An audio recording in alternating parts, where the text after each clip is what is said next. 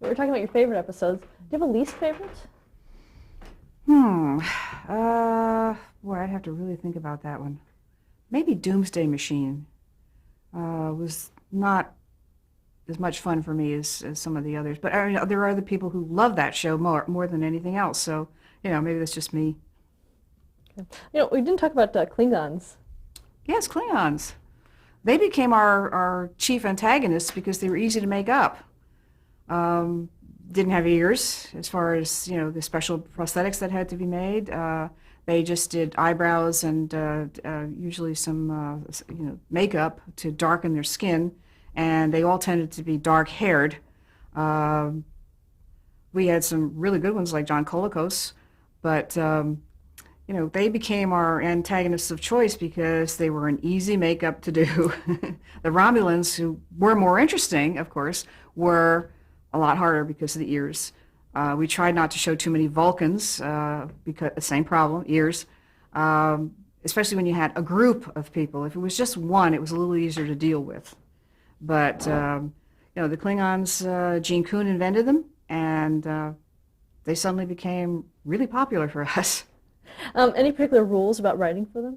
No, no, they had a certain culture and a certain kind of way of thinking that we didn't really line out in the Bible or anything like that, but we knew from past experience on other scripts how we had developed them. So if a writer was going to use them, we just let them read those other scripts so they could or watch the episodes so they could get a handle on it. And then they just were professionals and went away and did it. Um, Gene Roddenberry was known as the Great Bird of the Galaxy. Do you know how that came about? Bob Justman named him that. He decided that, well, one of the curses was, may the great bird of the galaxy not roost on your planet because of the damage that could be done. So, he became the great bird of the galaxy, not because he did damage, but because he was the great bird. How long did you stay with the series? I was with the series for, well, from its beginnings through the two pilots, the first season, and all of the second season. Third season, I did one script, The Enterprise Incident, two stories, and then I moved on to other business. There were other shows I wanted to write for that were a lot more welcoming and a lot more congenial to me. So did you give notice and left? I wasn't on staff. I went off to freelance at the end of the second season.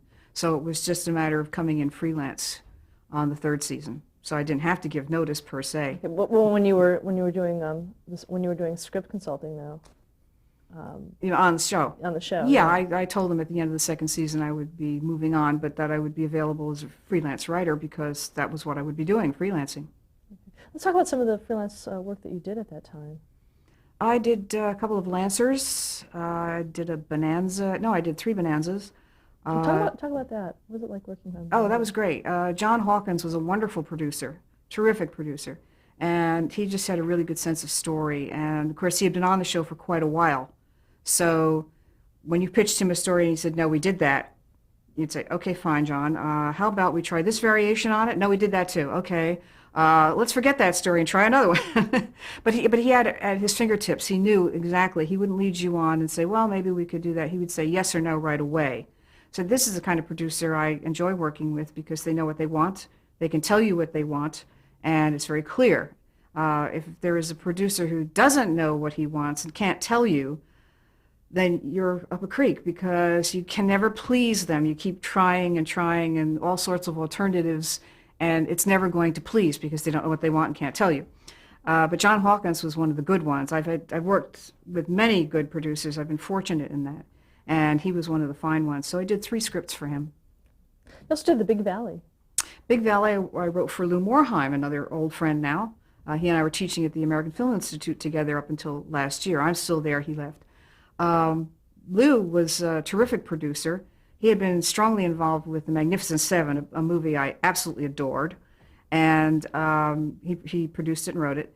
And I'm sorry, Bob, Lou Morheim was a really good producer. The first one I came in with was it's called The Prize, and it had to do with the Lee Majors character finding a baby that it was an outlaw's child. Well, he didn't know that, and he takes it back to the ranch. And of course, the father is, wants his child, comes after him. So it was kind of a nice chase, human interest kind of story with the child. And Lee Majors did a really nice job on it. Of course, Barbara Stanwyck was always fabulous. She was just wonderful. The second one I did involved a journey, and it had to do with kind of a washed-up valet who pretended to be an Englishman. And it was Morris Evans, the singer, who played the role. And he had to help Barbara Stanwyck take this wagon of goods from point A to point B. And, in this course of the journey, not only do they have a lot of troubles, but he finally reveals himself as he truly is. And she doesn't mind that that's what he is, that he was a valet and not an English nobleman. It was a really nice story, and of course it got a lot of time on screen for Barbara Stanwyck, and I just love the woman, so she was just wonderful. Did you get a chance to talk with her? No, I didn't. I was, really too shy at that point to do that, but I so admired her work, and I was so glad that she liked it. Lou Morheim always called her Missy, that was her nickname, and she would always say, "Listen, I'm Ruby Stevens from Brooklyn. I can't say these lines," and then Lou would come over to me or in our next story meeting and say, "Well, Missy's having a little problem with these lines. She wants you to make them plainer." Oh, okay, plainer. No highfalutin talk for her. You also worked on Then Came Bronson. And Kane Bronson, I was nominated for a Writers Guild Award for that. It was called 2% of Nothing. Starred Steve Einat, who also had been in the Police Story pilot that Gene did. It was really about a man who's just right up against the wall, going for broke, and oil well drilling. So it was really an interesting show to do. It was shot on location in New Mexico, and for the oil well stuff, we actually looked at a John Wayne movie. I think this was for MGM. So they were looking at one, was it called Hellfighters or something like that? And then there was an old black and white movie that I think Clark Gable had been in. It might have been something like Boomtown. And they were looking for stock they could pull. I think they finally pulled it out of the John Wayne movie. Here Come the Brides. That was fun. That was for Bill Blinn, and that was a story that was... I had pitched about 5 different stories, and I didn't like any of them, and just in desperation, I remembered a Laurel and Hardy comedy I had seen not too long before they were Laurel and Hardy as a team. They were in the same thing, and it was called Putting Pants on Philip. And it was basically about a Scotsman who comes to the United States. That was Stan Laurel. And he's met by Oliver Hardy. And everything that the Scotsman does, because that's according to his culture, is entirely the wrong thing to do. So it gets him into all kinds of trouble. And I said, well, what if the brothers have a Scottish uncle who is, he's the leader of the clan. And since their father is dead, he's their chief. And he comes to the United States, and he starts matchmaking and meddling and getting into trouble because what he does in Scotland is different from what you do in the raw Northwest. And they liked that story, and off we went. It turned out very well. Let's talk a little bit about the way that you write. What is your process? I sit down and think about stories. If I'm pitching for an episode of a series, which doesn't happen all that often these days because there aren't too many freelance writers allowed in. But if I were doing that, you sit down and watch the show. You get as much information about it as possible so you know what stories that they like to do and what stories they have done. And that way you educate yourself, you do your homework. And then I sit down and come up with stories about people rather than about situations first. It's what if this happens to this character, and then, and how does that change his or her life? How does he or she grow, change, or not change, resist change? What does that do to the character? I always start with the character first. Very seldom start with a situation, but every once in a while there'll be a what if, and the what if is about a situation, but mostly I deal with character first. If I've got the character, then I can evolve the story. Do you outline? Outline per se in bullet points? No. I usually start to try and work it out in character arcs and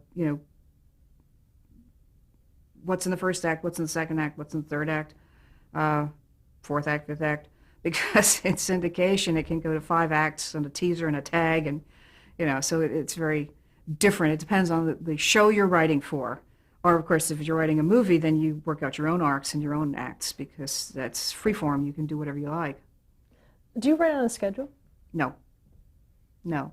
There are times when I'm writing all the time, and other times when I'm doing more reading, more research, more looking into what I can background a story in, and then I'll go for the character. Once I know what the background is, then I go for the characters. Who fits into this?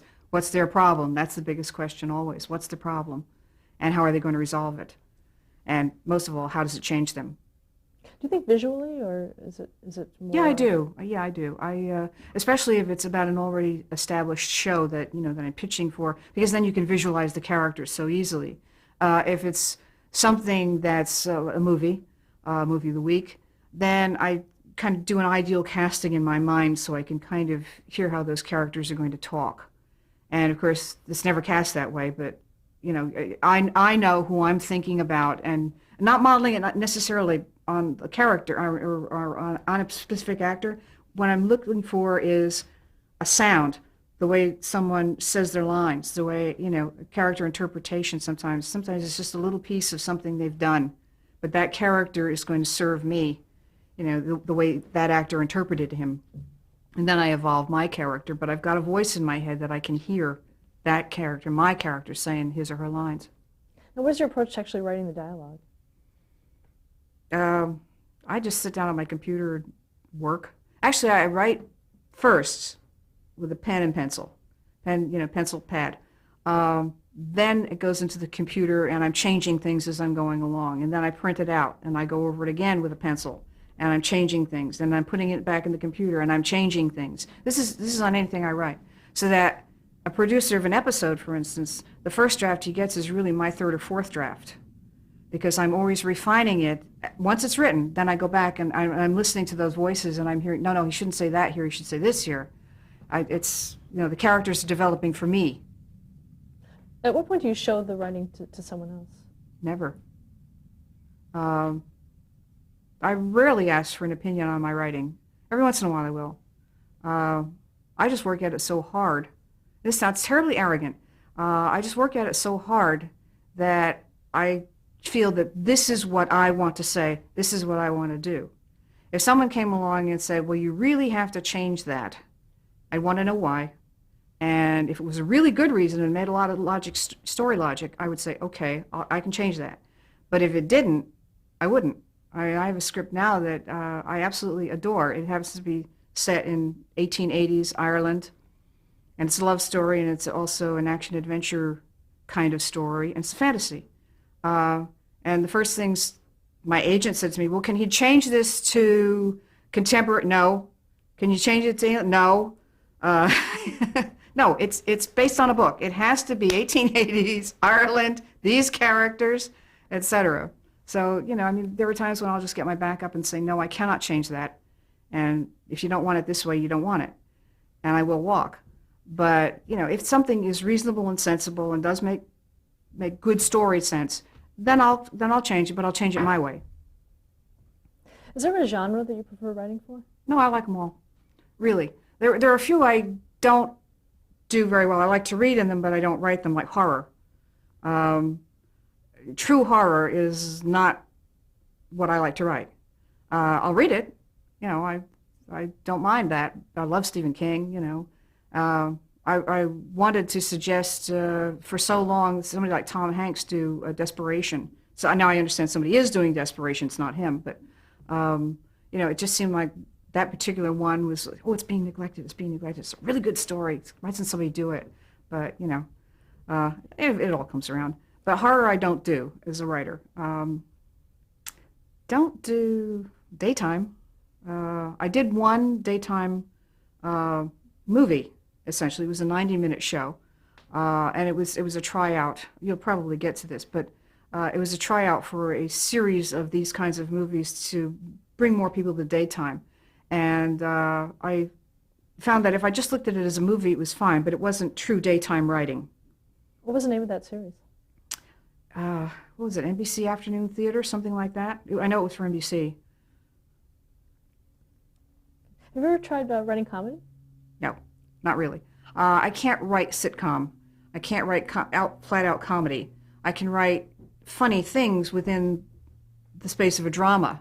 In other words, people can have funny lines, they can get into funny situations, but full-out comedy, I can't do that. Is there someone whose writing has influenced your writing the most?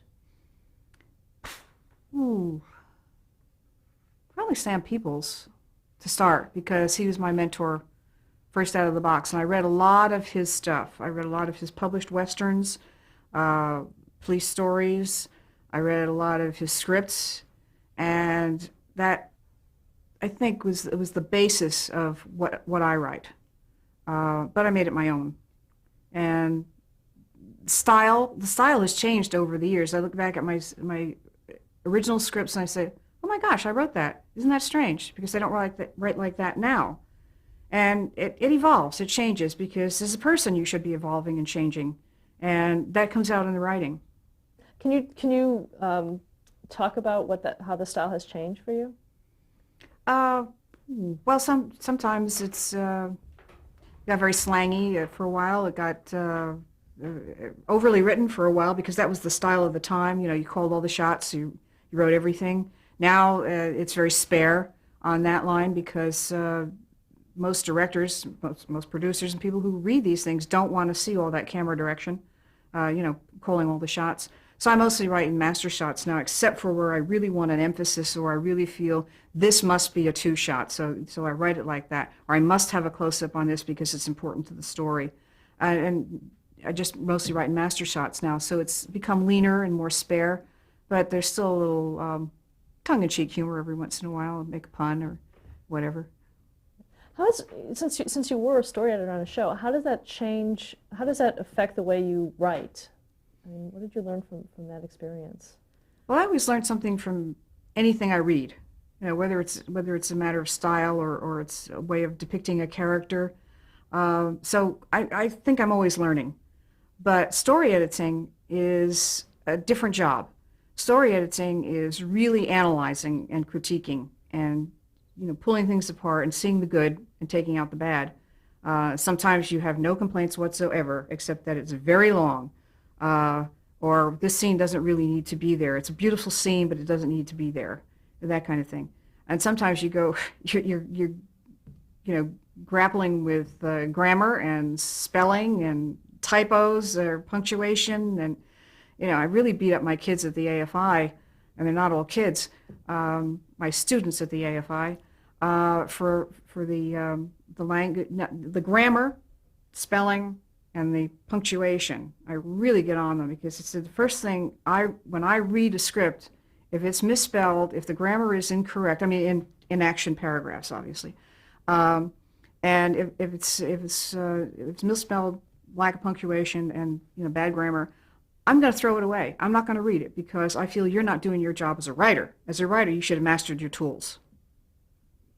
And I'm talking to producing and directing fellows, you see, not writing fellows. So I'm supposed to be teaching them not only how to write if they can, but to work with a writer and to be able to develop material, critique material, analyze material. And what I'm trying to teach them is, first you must have respect for your tools. Then you go to the creativity. Okay. Let's move on to another genre, I guess you call it animation, that you worked on in 1973, Oh, yeah. Star Trek, the animated series. How did that come about for you? Well, NBC was still interested in doing some form of Star Trek, and the company Filmation was interested in doing some kind of Star Trek. They had several series on the air, but they were like Fat Albert and some other shows like that were contemporary and a little more aimed at a juvenile level. But they were interested in doing something with Star Trek. So Gene got together with them, and then he came to me once they decided, yes, let's do a Star Trek animated series. They came to me and said, do you want to work on it? And I said yes, and I wound up being associate producer. The joy of being able to do that animation was the fact that we didn't have to worry about where the zipper was on the costumes, and we could have all sorts of environments and backgrounds and planets and spaceships. And in other words, we could do what we could never do on live action. So it was a really fun time, although we had to tell a story in 21, 22 minutes, so it could really be very tight and probably just mainline story with a little bit of subplot going, we could still do Star Trek. And it was Star Trek. We did not talk down to our audience. We did not write down to our audience. We were doing Star Trek. Now, was Gene Roddenberry very involved in the day-to-day on the show? No, he was not. Mark Richards was the producer. I was the associate producer. Lou Scheimer was the executive producer, and Gene Roddenberry is the executive producer. Lou and Norm Prescott were there all the time. Gene was not. He'd come in every once in a while. He saw all the scripts, but he didn't really do a lot of work on them. As long as everything was purring along, he was happy with it. Hal Sutherland was our director, and he directed the voice actors and also kind of oversaw the sketches, the colors, the animation, the cells, because everything was done in the United States. It was done right in Sherman Oaks. Now, the voices, were they voiced by the original actors? Yes, all the actors except for Walter Koenig. And we felt kind of bad about cutting Walter out. It was just hard to juggle that many characters in 22 minutes of storytelling time. So we asked Walter, would you like to write a script, which he did. What were some of the challenges of working in animation? Well, the time limit, obviously. Budget wasn't so much a factor because you can draw anything very cheaply. And they had just come in with a new process, a new technology, Xeroxing the cells that didn't change. So they didn't have to be, everyone have to be drawn. They could just be colored in. But all the painting was still done by hand. The original cells that needed to be made were all done by hand. And the only thing that was copyable on the Xerox was the fact it was like background plates that were all the same from one shot to another. They could be Xeroxed. And that was the technology. So it was all very intensive, very work intensive, very man-hour intensive. And they had a good crew out there at Filmation. It was a whole building full of people just doing this. I mean, not just Star Trek, but just doing animation. And it took about 3 months to do an animated half hour, which was essentially 21 minutes, as opposed to maybe 3 or 4 weeks to do a live action show. So there was a time element that we really had to start early and then keep running like mad to stay caught up. So you always had a new show on the air. And we did 12 or 13, I think, in the first year. And then there were a few more that were done. I don't know, I think we did 16, and then there were another 6 done in the second year. So they were rerunning the first ones and then did 6 new ones. Were you happy with the quality of the animation? Yes, it was relatively limited animation, but again, that was what we could do on the time and the money we had. But I thought it conveyed Star Trek. They made a real effort to do the facial features close to the actors as they could. Of course, the actors were voicing their own characters, so that helped. And it was limited in motion and some expression. But generally speaking, we were very pleased with the quality of the work. How did fans react to the series? Well, they were very skeptical at first. They were sure that, you know, this could not be anything like Star Trek. It was just going to be a cartoon. And we did get some negative reaction. So I went to the World Science Fiction Convention in Toronto that year, which was 1973. And I took, just the opening credit roll. That was all we had available at that time. And it was, you know, the Enterprise flying by with the music, with the look, with the names coming up. And it couldn't have been a minute. But I ran that, and they were cheering. It was like, okay, we did it. We showed them that we mean to do it the right way, that we mean to do Star Trek.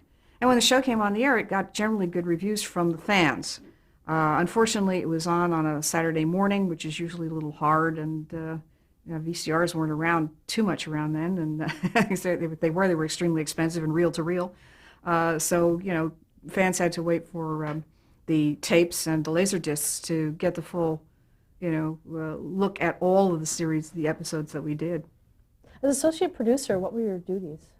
Again, working with writers, overseeing the scripts. I very often went into the, you know, I saw all the storyboards, and if we needed to correct storyboards, I would point out what needed to be corrected. Like, you know, this isn't what we envisioned. This isn't what's described in the script. You know, somebody took a little liberty here, the artist. So it was kind of doing that. Mark Richards was an experienced animation producer, so he was, I was working hand in hand with him. And the only glitch we ever made, and I didn't realize it because I didn't happen to see the color, was on one written by Larry Niven called The Slaver Weapon, which was about the Kazinti, established characters that he had created, and we brought them into the Star Trek universe. And they are big felinoids. They're 8-foot orange cats. They were riding around in a pink spaceship, and I couldn't believe it. A pink spaceship? So I called Larry and apologized, and then when I went into work the following Monday, I said, how come there was this pink spaceship?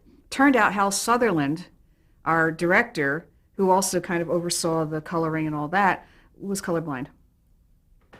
To him, it all looked like gray, shades of gray. So, Kazinti got a pink spaceship, and I had to apologize to our writer. Aside from the length of a script, what would the difference be between a regular Star Trek script and an animated Star Trek script? We didn't see one. We had called in a lot of the same writers because, fortunately or unfortunately, there was a Writers Guild strike on in 1973 that ran for 3 months. And these writers were at loose ends. We said, you want to do a Star Trek? It's only $1,300, but it's $1,300, it's legal for you. And they said, fine. So we got Margaret Arman, and we got David Gerald, and we got Stephen Kandel, and a bunch of these other people, Sam Peoples, to come in and write some animated Star Trek for us. We got the best of both worlds on that when we really did Star Trek. And you wrote an episode called Yesteryear. Yes. Yesteryear was using the time, the Guardian of Time from Sitting on the Edge of Forever, and going back to Spock's Vulcan when he was a child. Because I always like to ask those questions. What was Spock like as a child? And and how did this thing develop with his father? What were the roots of that? Because I'd already explored the mature relationship. How did that happen? So I was able to do that story and also introduce the Sailot, which was only mentioned in Journey to Babel.